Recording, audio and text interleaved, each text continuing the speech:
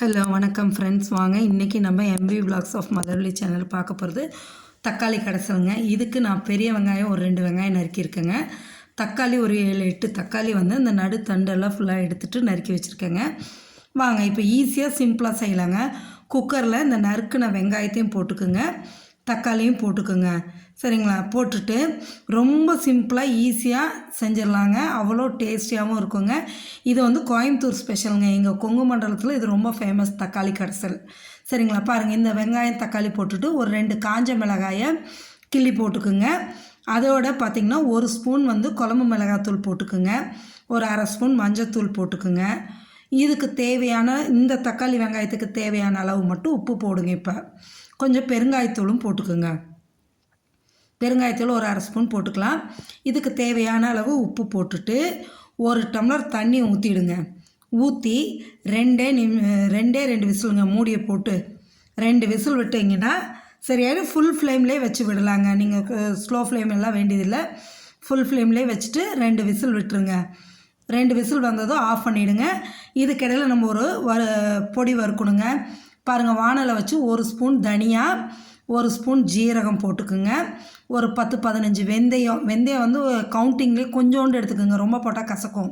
ஒரு 10-15 மட்டும் எடுத்து போட்டு கருக விடாமல் நல்லா வறுத்து எடுத்து ஒரு பிளேட்டில் வச்சு ஆற வச்சு மிக்ஸி ஜாரில் போட்டு பொடி பண்ணுங்க. இதோட வந்து ஒரு சீக்ரெட் இது என்னென்னா 1.5 ஸ்பூனுக்கு பொட்டுக்கடலை போட்டுக்குங்க. போட்டு நல்லா நைஸாக பவுடர் ஆக்கிடுங்க. ஆக்கிட்டு இப்போ குக்கரை திறந்து பாருங்கள். ப்ரெஷர் ரிலீஸ் ஆனதும் நல்லா வெந்துருச்சுங்க. இப்போ இந்த தண்ணியை வந்து வடிச்சிட்டு மத்து வச்சு கடைஞ்சி எடுத்துருங்க.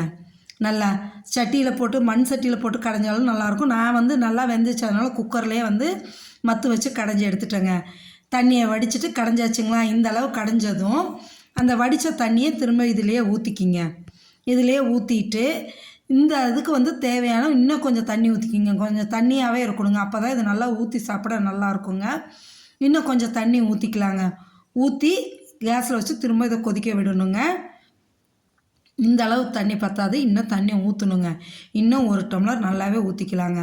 ஊற்றி இதை அடுப்பில் வச்சுருங்க. இந்த பக்கம் வந்து ஒரு கிண்ணத்தை வச்சு அதில் ஒரு 2 ஸ்பூன் எண்ணெய் ஊற்றி கடுகு போடுங்க.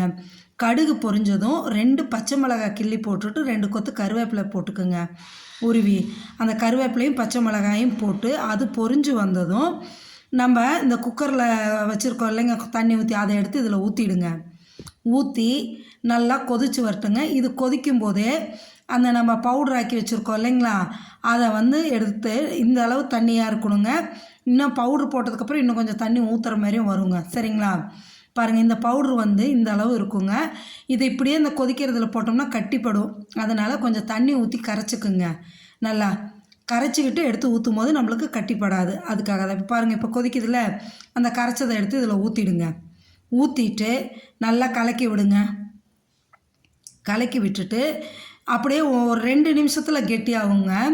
இன்னும் கொஞ்சம் கூட தண்ணி ஊற்றிக்கலாம். இப்போ நீங்கள் உப்பு காரம் பார்த்துக்குங்க. காரம்லாம் கரெக்டாக இருக்கும். உப்பு மட்டும் கொஞ்சம் பத்தாமல் இருக்கும். அதுக்கு தேவையான அளவு உப்பு போட்டுக்கோங்க. எனக்கு கொஞ்சம் உப்பு பத்தல, நான் போட்டு கலந்துக்கிட்டேங்க. இந்த அளவு ஆனால் போதுங்க. சூப்பராக இருக்குங்க. இது வந்து இட்லி தோசை எல்லாத்துக்குமே நல்லாயிருக்குங்க போட்டு சாப்பிட்றதுக்கு. இதை வந்து கொங்கு ஸ்பெஷலுங்க, எங்கள் கோயம்புத்தூர் ஸ்பெஷல் இந்த தக்காளி கடைசல். அப்படி இட்லி எடுத்து வச்சு இட்லியை குளிப்பாட்டணுங்க. இதில் அப்படியே ஊற்றி சாப்பிட்டோன்னா சுட சுட எத்தனை இட்லி வேணாலும் சாப்பிட்லாங்க இந்த தக்காளி கடைசலுக்கு. நீங்களும் செஞ்சு சாப்பிட்டு பார்த்துட்டு எப்படி இருக்குன்னு கமெண்ட் செக்ஷனில் சொல்லுங்கள். மறந்துடாமல் நம்ம சேனலை லைக் பண்ணுங்கள், ஷேர் பண்ணுங்கள், சப்ஸ்கிரைப் பண்ணுங்கள். சரிங்களா? எப்படி இருக்குன்னு மறக்காமல் சொல்லுங்கள். இது வந்து நிறைய ஊற்றி சாப்பிடும் போது தான் நல்லாயிருக்கும். இந்த அளவு தண்ணியாக தான் இருக்கணும். சரிங்களா? பாருங்கள், வழக்கம் போல் ஒரு கோலம் ஒன்று பின் பண்ணி விட்டுருக்கேங்க.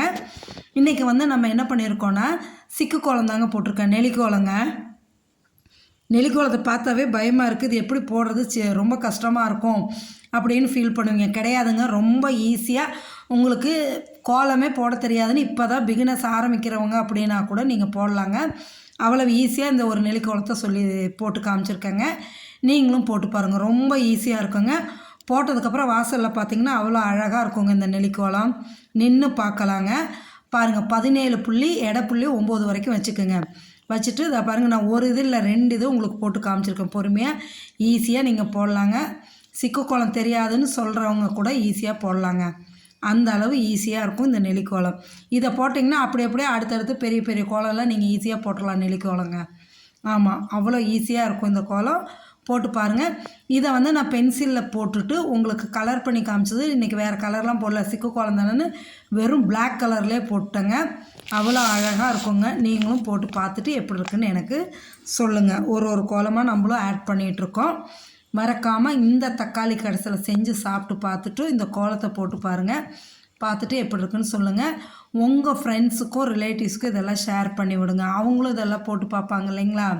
கோலம் போடுறதும் சரி, இந்த தக்காளி கடைசல் செஞ்சு பார்க்குறதும் சரி, ரெண்டுமே யூஸ்ஃபுல் தாங்க நம்ம டெய்லி லைஃப்க்கு. அதனால் அவங்கக்கிட்டேயும் உங்கள் ஃப்ரெண்ட்ஸுக்கும் ஷேர் பண்ணி விடுங்க மறக்காமல். நம்ம சேனலுக்கு புதுசாக வந்திருக்கிறீங்கன்னா மறக்காமல் சப்ஸ்கிரைப் பண்ணிவிட்டு பெல் ஐக்கானை டச் பண்ணிங்கன்னா ஆளுங்கிற ஆப்ஷன் வரும். அதையும் டச் பண்ணிங்கன்னா டெய்லியும் போடுற வீடியோஸும் உங்களுக்கு நோட்டிஃபிகேஷன் வரும். நீங்களும் தினம் புது வீடியோ பார்க்கலாங்க.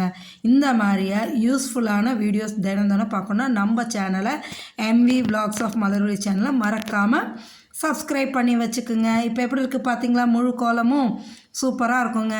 ஓகே ஃப்ரெண்ட்ஸ், தேங்க்ஸ் ஃபார் வாட்சிங்.